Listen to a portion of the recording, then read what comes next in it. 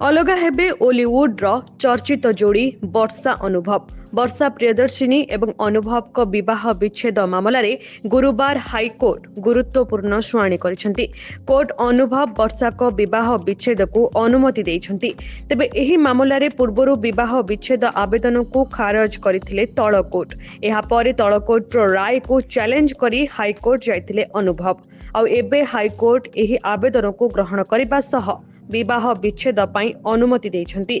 अनुभव महांती हाईकोर्ट रे निजर पक्ष रखिबा सहित मामला विषय रे उल्लेख करथिले।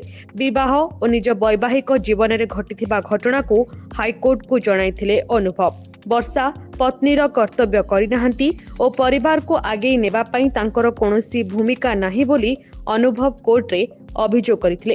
तेबे प्रश्न उठुची केउ आधार रे हाईकोर्ट अनुभव को विच्छेद पाई अनुमति देले ताहा लिखित रिपोर्ट आसिले स्पष्ट हेबो। 2023 सेप्टेम्बर रे परिवार अदालत वर्षा अनुभव को आवेदन को खारज करथिले।